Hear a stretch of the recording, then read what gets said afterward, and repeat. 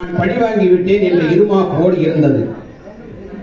அதுவரை உள்ளே வராதிருந்த இந்த 5 ஜீவராசிகளுக்கு பயந்து உள்ளே சென்றால் பாம்பு கடித்து விடுமோ, பூரான் கடித்து விடுமோ, பாம்பு கடித்து இறந்து போனால் தந்தத்தை பெறுவோமோ பெற மாட்டோமோ, பூரான் கடித்தால் என்ன ஆகுமோ, பல்லி கடித்தால் என்ன ஆகுமோ, தேல் கடித்தால் என்ன ஆகுமோ என்ற பயத்தில் இருந்த அந்த வேடன், ஆஹா அற்புதமான ஒரு வாய்ப்பு எனக்கு கிடைத்து விட்டது, ஆணையே அதற்கான வழியை ஏற்படுத்தி விட்டது, ஆணை தன்னை சுற்றி இருக்கக்கூடிய அத்துணையும் அழித்து விட்டது, நல்வாய்ப்பாக அந்த ஆணையை அழிக்கக்கூடிய வாய்ப்பு எனக்கு கிடைத்தது என்று கூறி ஒரு குறிப்பிட்ட தூரத்தில் இருந்து பல அம்புகளை எய்து அந்த யானையை அவன் கொன்று அந்த தந்தத்தை அவன் எடுத்துக்கொண்டு சென்று விட்டான்.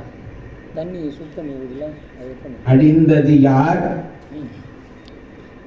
தானாகவா அல்லது வேடனாகவா? அழிந்தது யார்? ஒருவன் அழிகிறான் என்றால் அவனுக்கு காரணம் யார்? தீதும் நன்றும் பிறர் தர வாரா என்கிறது தமிழ் நூலான புறநானூல். அகநூல், புறநூல் என்று தமிழில் 2 வகையான நூல்கள் உண்டு. அதிலே தீதும் நன்றும் பிறர் தர வாரா என்று கூறுகிறார். சினம் என்னும் சேர்ந்தாரை கொல்லி இனம் என்னும் ஏமப்புனையை சுடும் அப்படி என்று வள்ளுவ பெருந்தகை கூறுகின்றார். இந்த சினமானது தன்னை மட்டுமே கொள்ளாது, தன்னை சுற்றி இருப்பவரையும் கொன்றுவிடும். அதைத்தான் அந்த ஆணை செய்தது. அந்த ஆணை செய்தது அதுவே அழிந்தது. அதுபோல மக்களாகிய நமக்கு நம்மை சுற்றி ஆண்டவன் பல பாதுகாப்புகளை கொடுத்துதான் வைத்திருக்கிறான். நம்மை சுற்றி அன்பு, கருணை, பாசம், இறை, பக்தி என்று அனைத்தையும் ஆண்டவன் கொடுத்துதான் வைத்திருக்கிறான். ஆனால் நம்மளுடைய கோபத்தினாலே, பேராசையினாலே, பொறாமையினாலே நாம் அதை எல்லாம் அழித்து விடுகிறோம். நம்மை சுற்றி இருக்கக்கூடிய இறை பொருளை அழித்து விடுகிறோம். துர்சக்தி, தீய சக்தி உள்ளே வந்து விடுகிறது, நம் மனதிற்குள் புகுந்து விடுகிறது. நம்மை ஆணவம், கண்மம், மாயை போன்ற அனைத்தையும் உள்ளே புகுத்துகிறது. புகுத்தி ஆசை என்பதை உள்ளே நம்மை செலுத்துகிறது. செலுத்தி கொஞ்சம் கொஞ்சமாக நம்மை அழிக்கிறது. இறை அருளை பெற வேண்டிய நாம் இறையாக ஆகிறோம் மண்ணுக்கு. இந்த விண்ணுக்கு சென்று இறையருளை பெற்று விண்ணுக்கு செல்ல வேண்டிய நாம் மண்ணுக்கு இரையாக ஆகிவிடுகிறோம். அதற்கு காரணம் நாம் நமது எண்ணங்கள்.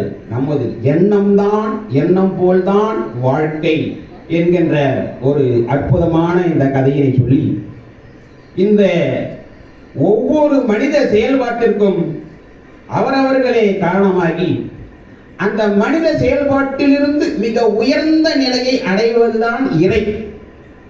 அத்தகைய இறை நிலையை அடைந்தவர்கள் நமது சமய குறவர்களான 4. அதிலே முதற்கட்டமாக நான் சொல்லவிருப்பது, தந்தை குளத்திலே நீராடிக் கொண்டிருக்கிறார். அதிக நேரம் அவர் உள்ளே அந்த குளத்திலே நீராடிக் கொண்டிருக்கிறார். தந்தைக்கு என்ன ஆனதோ ஏதானதோ என்ற பதற்றத்தில் குழந்தை அழுகிறது. அழுகின்ற குழந்தைக்கு அமுதப்பால் ஊட்டுகிறார் அன்னை. அவர்களும் அந்தணர் குலத்தை சார்ந்தவர்கள். வெளியே வருகிறார் சிவபாத இருதயம். வெளியே வந்த பிறகு, ஏனடா அழுகிறாய்? யாரடா உனக்கு பால் ஊட்டியது?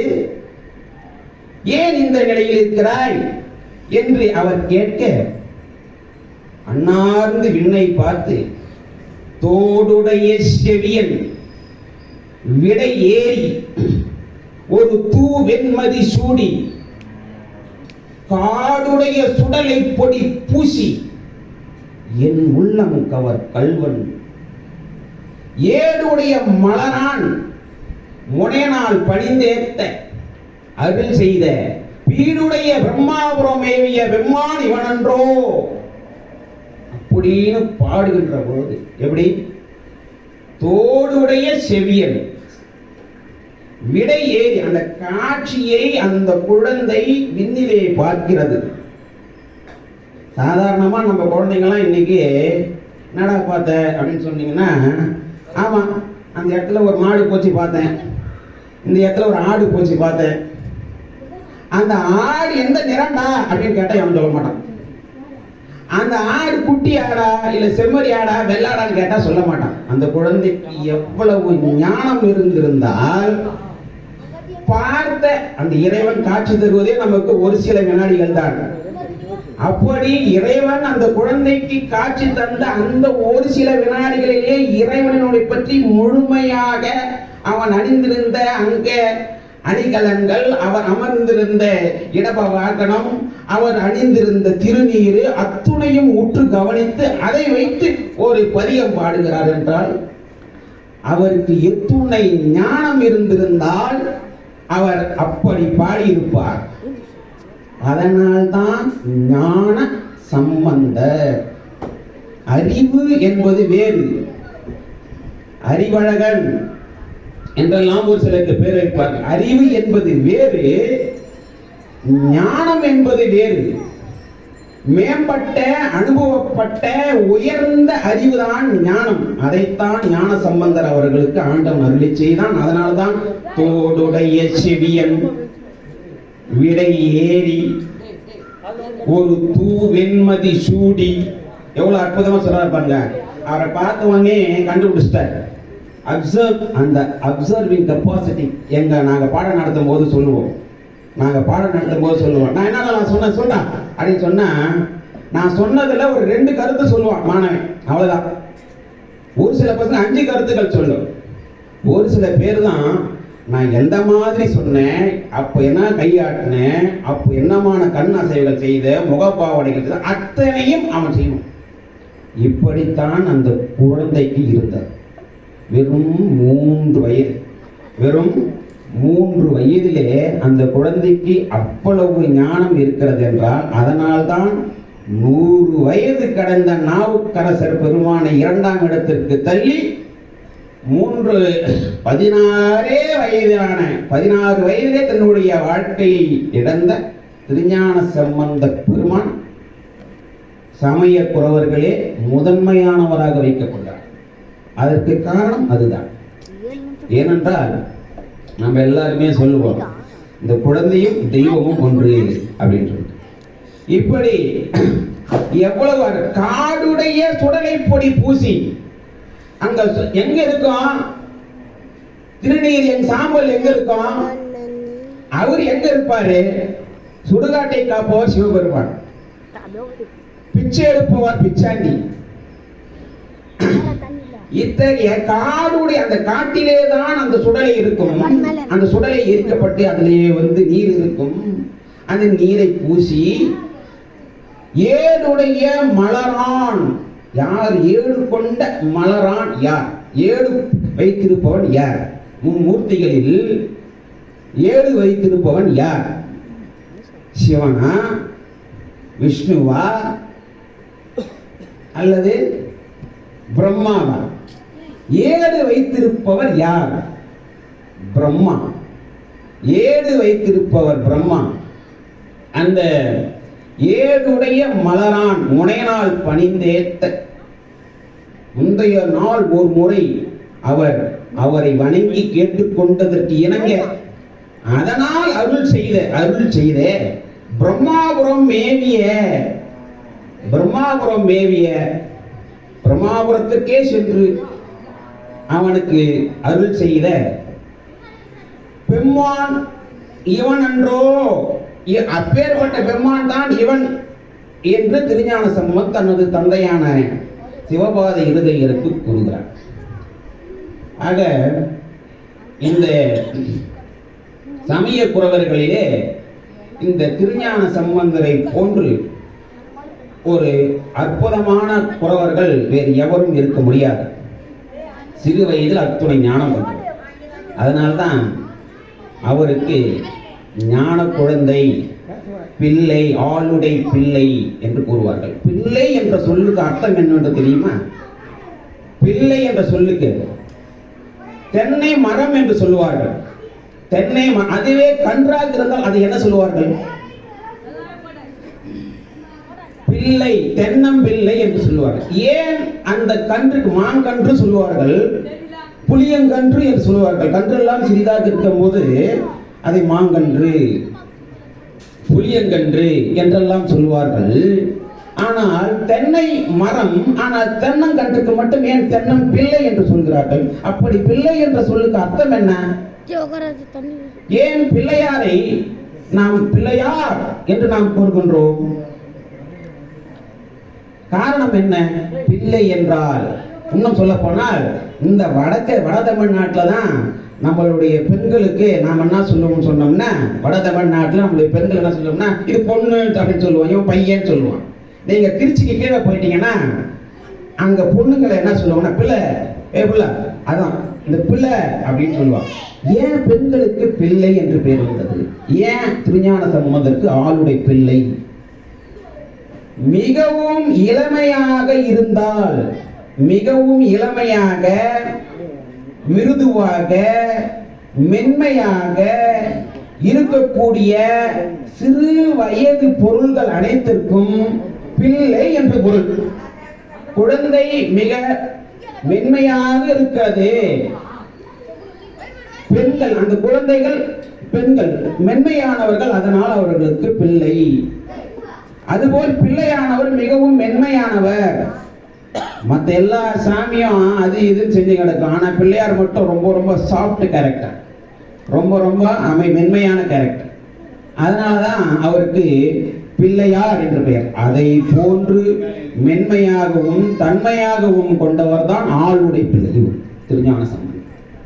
இத்தகைய திருஞான சம்பந்தர் எவ்வளவு திருப்பதங்களை பாடி, இன்னும் சொல்ல போனால் நாளும் கோலும் நலிந்தோருக்கு இல்லை அப்படின்னு சொல்லுவாங்க. நாளும் கோலும் அதை முதலில் உலகிற்கு அறிமுகப்படுத்தியவர் திருஞான சம்பந்தர்.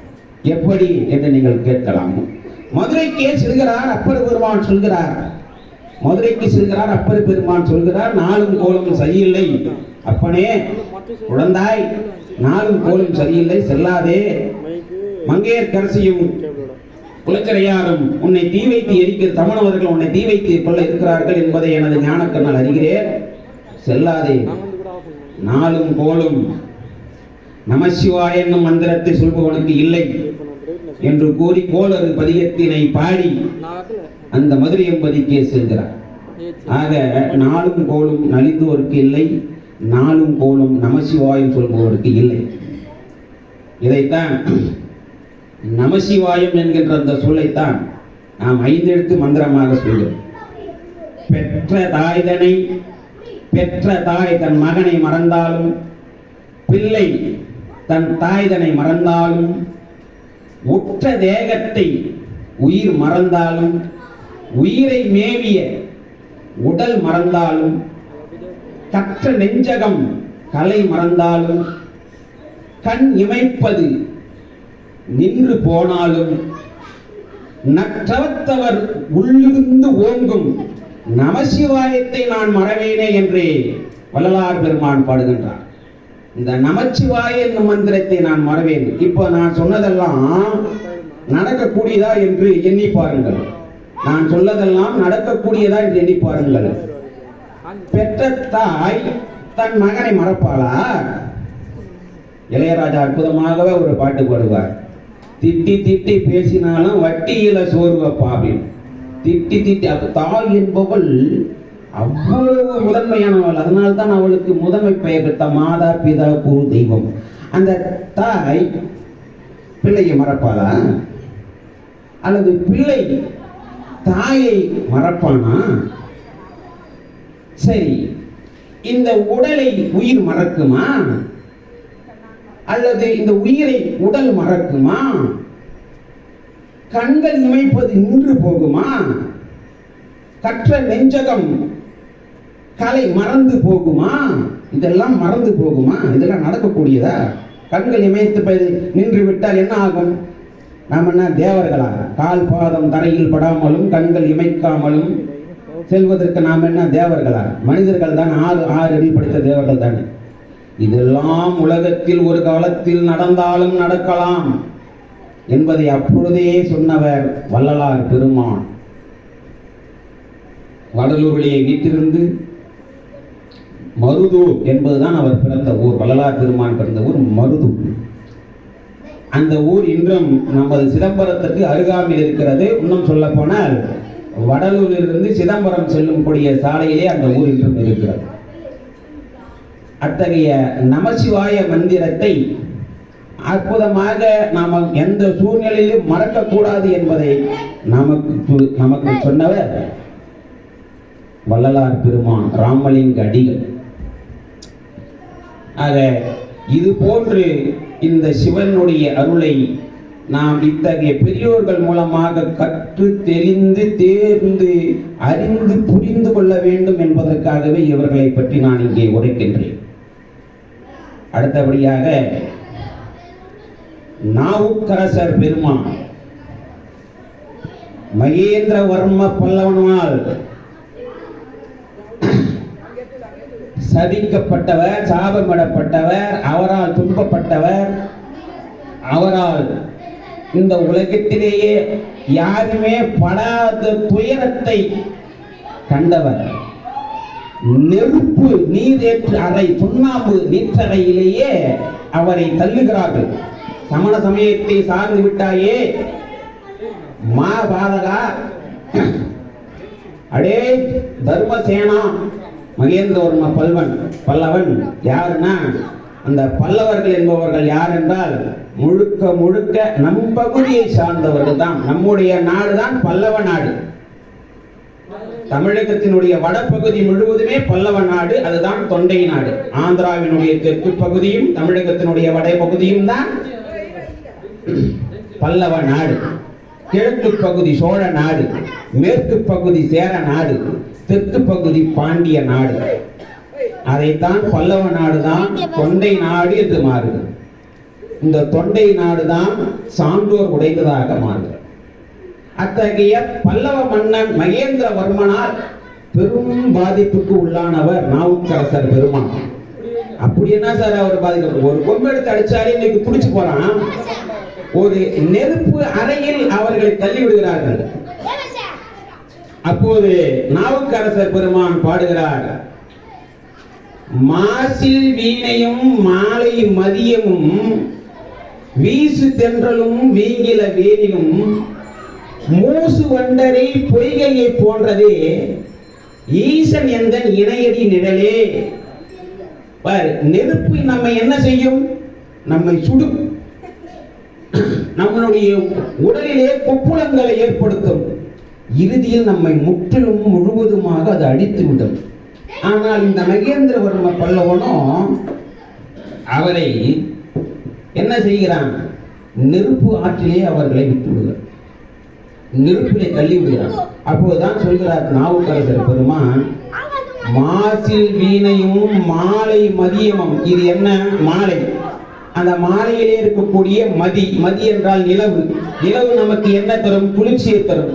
வீசு தென்றலும் வீங்கி இள வேனிலும், தென்றலும் வேநீர் காலமும் எனக்கு குளுமையை தரும். அது போலத்தான் நீ என்னை தள்ளியிருக்கிறாயே, இந்த நெருப்பறை எனக்கு குளிர்ச்சியாக இருக்கிறது. ஏனென்றால் நான் ஈசனினுடைய அடி பாதத்தில் இருப்பவன், அவன் இணையடி நிழலிலே இருப்பவன். அதனால் இந்த சுண்ணாம்பு நீற்றறையானது எனக்கு குளிர் பிரதேசம் என்று கூறி அப்படி ஒரு பதிகத்தை பாடி அந்த அரசனையே அடிபணிய வைக்கின்றார். அது மட்டுமா, யானை கொண்டு அவரை மிதிக்க வைக்கிறார். யானை கொண்டு நாவுக்கரசர் பெருமானை மிதிக்க வைக்கிறார்கள். யானை அவரை கொல்லாமல் சமணர்களை கொன்று விட்டது. சமணர்களை கொன்று நாவுக்கரசர் பெருமானை 3 முறை சுற்றி வலம் வருகிறது.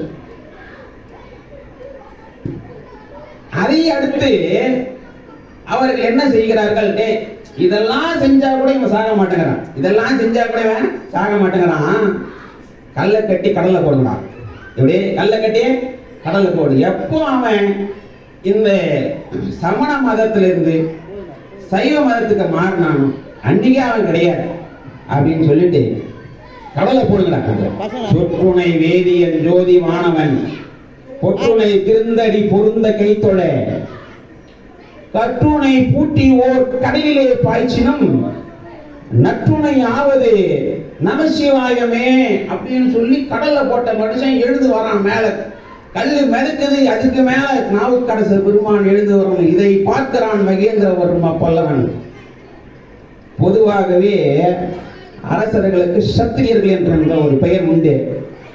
சத்திரியன் என்று சொன்னாலே அதற்கு அர்த்தம் என்னவென்றால் அனைத்து திறன்களும் ஒருங்கே அமைய பெற்றவன், அவன்தான் சத்திரியன். ஒரு சத்திரியனுக்கு அனைத்து விதமான திறன்களும் இருக்கும். அது ஆங்கிலத்தில் சொல்வார்கள் மல்டி ஸ்கில் பர்சனாலிட்டி அப்படின்னு சொல்லுவாங்க. அவன் தனக்கான உணவை தானே தயாரித்துக் கொள்வான், தனக்கான இருப்பிடத்தை தானே அமைத்துக் கொள்வான், தனக்காக ஏற்பட்ட ஒரு நோய் நொடிகளை தானே தீர்த்து கொள்வான், எதிரிகளை அழிப்பான். அதனாலதான் என்ன பண்ணாங்க, அவங்கள இந்த நாட்டுக்கு நீ முதன்மையானவனாக இரு, நாட்டுக்கு பாதுகாப்பவனாக இரு என்று அவர்களை மக்களால் நியமிக்கப்பட்டார்கள். அவர்களுக்கு அந்த பதவி கிடைத்தவுடன் அவர்கள் நாட்டு மக்களையும் நல்லோர்களையும் சிலர் வதைக்க ஆரம்பித்தார். அதிலே ஒருவன் தான் இந்த மகேந்திரவர்ம பல்லவன். இன்னைக்கு கூட நம்ம ஊர் பக்கத்துல அவர் பேர்ல மகேந்திரவாடி அப்படின்னு ஒரு ஊர் இருக்குது, சரிங்களா? அதுபோல இந்த மாமண்டூர் பக்கத்துல ஒரு ஏரிக்கு அவருடைய பெயர் தான். மிகச்சிறந்த பல்லவன், அதுல குறையில்லை. ஆனா அவர் சத்திரிகளுக்கு ஈர்க்கக்கூடிய இயல்பான குணம் கோபம். அந்த கோபத்தினால் அவர் இருக்கிறார். ஆனால் அந்த கோபத்தின் காரணமாக நாவுக்கரசர் பெருமானனை கல்லை கட்டி கடலை போடுகின்ற அவர் எழுந்து வருகின்ற போது அப்படியே உறைந்து உருக்குலைந்து அவருடைய பாதத்தின் கீழே விழுந்து விட்டான் மகேந்திரவர்ம பல்லவன். அன்றிலிருந்து அவன் சமண மதத்தில் இருந்தவன் மீண்டும் சைவ சமயத்திற்கு மாறி அவனால் கட்டப்பட்ட திருக்கோயில்கள் ஏராளம் ஏராளம் ஏராளம். அவனால் கட்டப்பட்ட திருக்கோயில்கள். அப்படி அதன் பிறகுதான் இந்த பல்லவ மன்னர்கள் எல்லா சிவ ஸ்தலங்களையும் அவர்கள் உருவாக்கினார். இந்த நேரத்திலே ஒரு சிவஸ்தலத்தை பற்றி உங்களிடத்திலே நான் சொல்லிக்கொள்ள பகிர்ந்து கொள்ள விரும்புகின்றேன். பெரம்பலூர் மாவட்டத்தின் அருகாமையில் பாடலூர் என்கின்ற ஒரு ஊர் இருக்கிறது. பெரம்பலூர் மாவட்டத்திலே பாடலூர் என்கின்ற ஒரு ஊர் இருக்கிறது. அந்த ஊருக்கு அருகாமையில் ஊட்டத்தூர் என்கின்ற ஒரு ஊர் இருக்கு. ஊட்டத்தூர் என்கின்ற ஊர், அதனுடைய உண்மையான பெயர் ஊற்று ஊர். ஊற்று ஊர் அதுதான் இன்னைக்கு ஊட்டத்தூர்னு மாறி இருக்கு. அங்க சுத்த ரத்னேஸ்வரர் சுவாமிகள் என்று இறைவன் அங்கே இருக்கிறார். சுத்த ரத்னேஸ்வரர். அந்த சுத்த ரத்தினம் என்று சொன்னால் என்ன பொருள் என்றால், எப்படி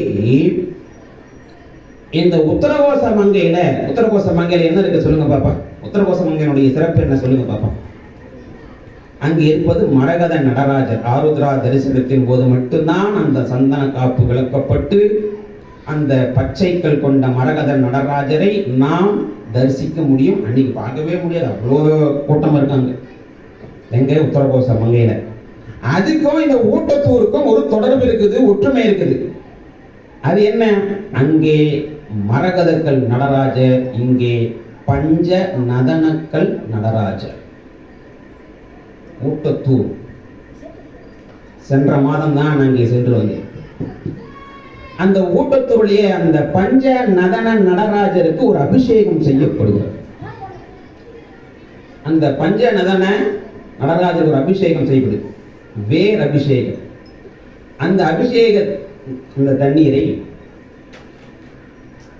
நாம் அருந்துகின்ற போது சிறுநீரக கோளாறுகள் நீங்குவதாக மரபு என்று கருதப்படுகிறது. அது எப்பேற்பட்ட ஸ்தலம் என்று நீங்கள் தற்போது சென்று வந்து நீங்கள் பார்த்தீர்கள் என்றால், தற்போது திருப்பணி நடந்து கொண்டிருக்கிறது அங்கே, அதை நீங்கள் சென்று வந்து பார்த்தீர்கள் என்றால் அவ்வளவு அற்புதமாக இருக்கிறது. ஆனால் அந்த கோயிலுக்குள்ளே இன்றாவது 20, 40, 60 என்று ஒரு 20, 30 பேர் இந்த கோயிலுக்கு நுழைகிறார்கள். 3, 4 பேர் கூட இல்லை அந்த கோயிலில். மன வருத்தமாக எனக்கு இருந்தது. எப்பேற்பட்ட ஒரு புகழ் வாய்ந்த மருத்துவ குணம் வாய்ந்த இந்த ஊரை உலகத்தார் இன்னும் அறியாமலேயே இருக்கிறார்கள் என்று எண்ணி பார்க்கும்போது என் உள்ளபடியே எனக்கு வருத்தம் வந்து. எல்லா கோயில்களுக்கும் நான் மகுடுந்தியிலே தான் செல்வேன், காரில் தான் போவேன். என்னவோ தெரியல, அந்த ஒரு கோயிலுக்கு மட்டும் நான் பேருந்துல பயணம் பண்ணேன். உண்மையிலேயே என்னை சுத்தி வர வச்சார். சுத்தி போய் 7 மணிக்கு போறேன். அப்போ பார்த்தீங்கன்னா தனிமையில் இருக்கிறார்.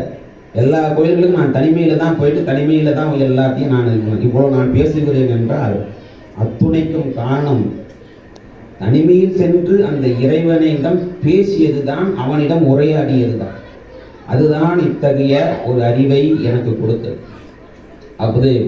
அப்படியாக அவர் அந்த கடையிலிருந்தே மேலே விடுகின்ற போது அப்படியே மகேந்திரன் பல்வன் மிகவும் வருந்தி அவன் சைவனாக மாறி அவனுக்கு அடுத்த வந்த வம்சமெல்லாம் என்று ஏறக்குறைய அவனுடைய பல்லவ வம்சமே. அதனால தான் காஞ்சிபுரத்தில் கைலாசநாதர் கோவில், மாமல்லபுரத்தில் 2 கோபுரம் இருக்கு, நீங்கள் பார்த்துருக்கலாம். மாமல்லபுரத்தில் 2 கோபுரம், ஒரு கோவில் சைவம், ஒரு கோவில் வைணவத்திற்கு. அது போல அந்த இடத்துல எல்லா பல்லவ மன்னர்கள், அந்த பல்லவ மன்னர்களுடைய சைவத்தை தான் பிற்கால சோழர்கள், ராஜராஜ சோழன், ராஜேந்திர சோழன், குலோத்துங்க சோழன் வரை எல்லோருமே. எங்க உத்திரமேரூரை ஆண்ட பராந்தக சோழன், நீங்க பொன்னியின் செல்வன்ல பார்த்துருக்கலாம். பராந்தக சோழன் யார் அப்படின்னு சொல்லிட்டு, அந்த பராந்தக சோழனுடைய பேரன் தான் ராஜராஜ சோழன். அவர்கள் தான் அந்த சைவத்தை. இப்படியாக இந்த சிவமயமானது இந்த உலகிலே இன்றும் உயிர்ப்புடன் இருக்கிறது, உணர்வுடன் இருக்கிறது, உதிரத்துடன் கலந்துதான் இருக்கிறது. ஆனால் எவருமே உணரத்தான் இல்லை, யாரும் உணரத்தான் இல்லை. மாணவர்களுக்கு நான் பாடம் சொல்லிக் கொடுக்கின்ற பொழுது இது போன்ற சிவத்தை, இது போன்ற பாடலை பாடித்தான் அவர்களுக்கு பாடம் சொல்லிக் கொடுப்பேன். அப்போது அவர்கள் பாடுகின்ற பொழுது, அவர்களை கேட்கின்ற பொழுது மகிழ்ச்சியாக, சார் நம்ம அந்த ஊருக்கு போயிட்டு வரலாமா சார், இந்த ஊருக்கு போயிட்டு வரலாமா, சரி வாங்க போகலாம், ஒரு காலத்தில் உங்களுக்கு ஒரு வயது வருகின்ற போது போயிட்டு வரலாம்.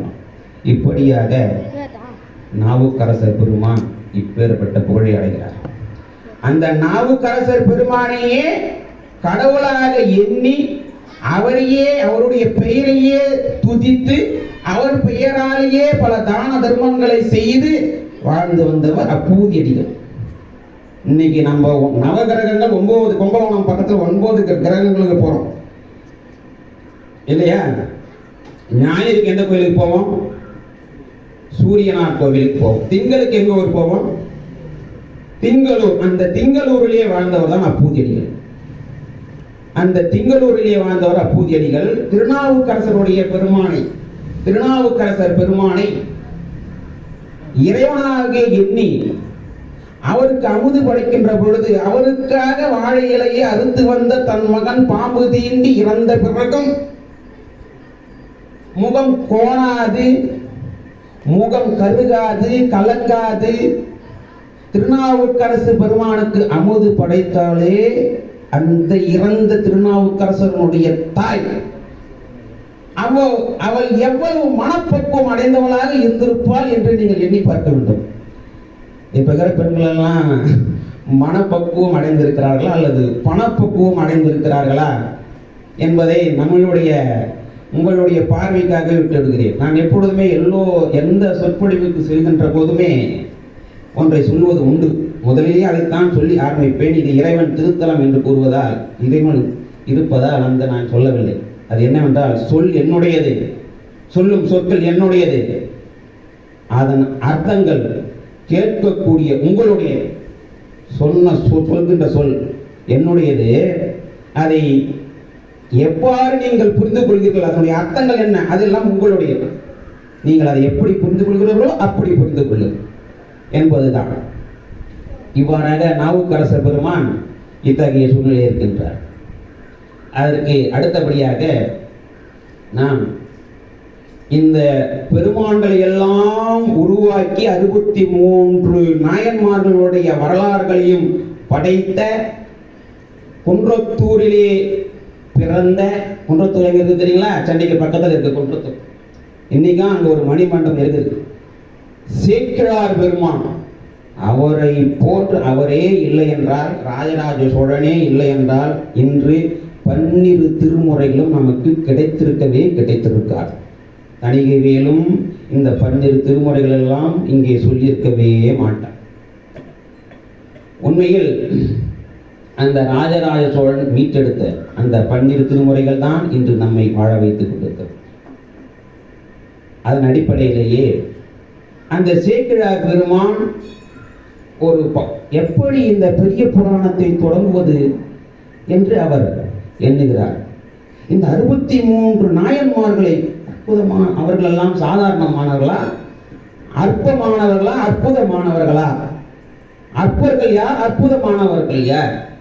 உலக இச்சைக்கு, இன்பத்திற்கு, சிற்றின்பத்திற்கு, பேராசைக்கு உட்படுபவர்கள் எல்லாம் அற்பர்கள். அதையெல்லாம் துறந்து மறந்து இறை ஒன்றே எனக்கு இயல்பு, எனது இருப்பு என்று எண்ணுபவர்கள் அற்புதமானவர்கள், அவர்கள் அருமையானவர்கள். அப்பேற்பட்ட சேக்கிழார் பெருமான் இந்த பாடலை எப்படி இதை எப்படி தொடங்குவது? இந்த 63 நாயன்மார்களை பற்றி நாம் எழுதும் எப்படி தொடங்குவது?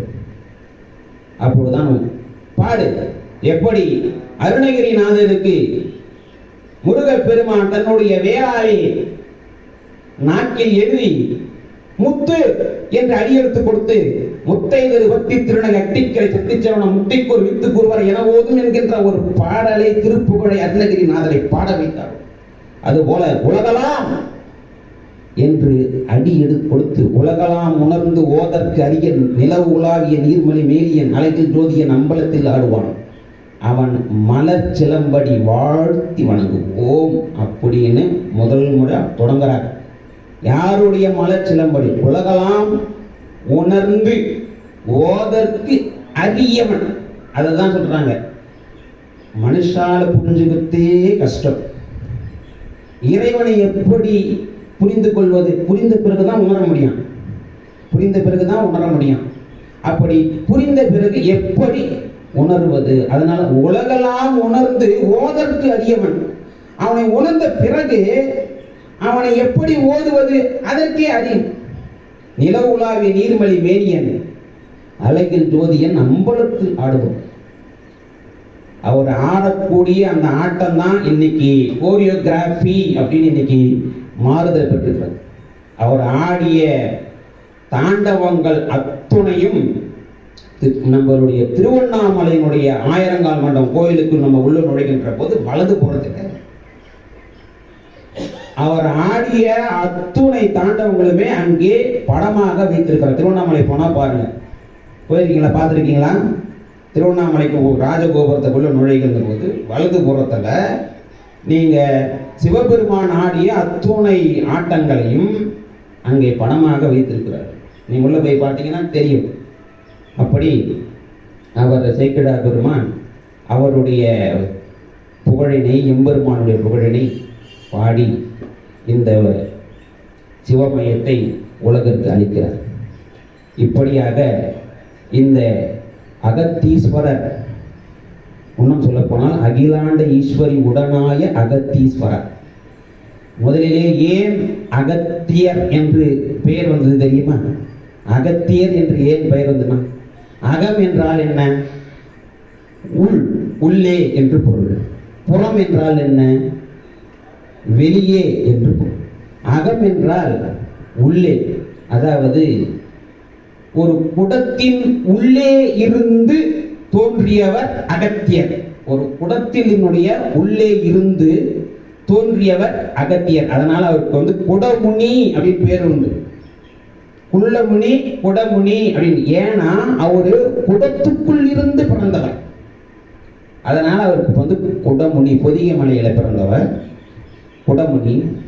இறைவனுடைய திருமண காட்சியினை காண பக்த கோடிகள் அனைவரும் வடபுலத்திற்கு செல்ல இந்த பூமியானது வடபுலம் தாழ்ந்தும் மேல்புலம் உயர்ந்தும் சமனற்ற நிலையில் இருக்கின்ற போது அதனை சமன் செய்ய ஓடோடி வந்தவர் அகத்திய மாமுனி. அப்பேற்பட்ட அந்த அகத்திய மாமுனி இங்கே வந்து வழிபட்டிருக்கிறார் என்றால், உங்கள் ஊரிலே வந்து வழிபட்டிருக்கிறார், எம்பெருமானை வழிபட்டிருக்கிறார் என்றால் எத்தகைய சிறப்பு வாய்ந்தது இந்த நெடும்புலி கிராமம். அங்கே வாழ்கின்ற மக்கள் எப்பேற்பட்ட சிறப்புடையவர்கள், குணமுடையவர்கள். அத்தகைய மக்கள் இன்னும் பல காலம் இறைபணி செய்து எனது நண்பன் வெங்கடேசனுடைய உதவியார், அவனுடைய கைங்கரியத்தை அனைவரும் சிறப்பு பெற்று இந்த நெடும்புலி மக்கள் அகத்தீஸ்வரர், அகிலாண்டேஸ்வரி ஆகியோருடைய அருளை பெற்று நீடூடி வாழ வேண்டும் என்று கூறிக்கொண்டு, தென்னாட்டுடைய சிவனையை போற்றி எந்நாட்டவர்க்கும் இறைவா போற்றி என்று கூறி நல் வாய்ப்புக்கு நன்றி கூறி எல்லாம் உள்ள இறைவனை வணங்கி விடைபெறுகிறேன். நன்றி, வணக்கம்.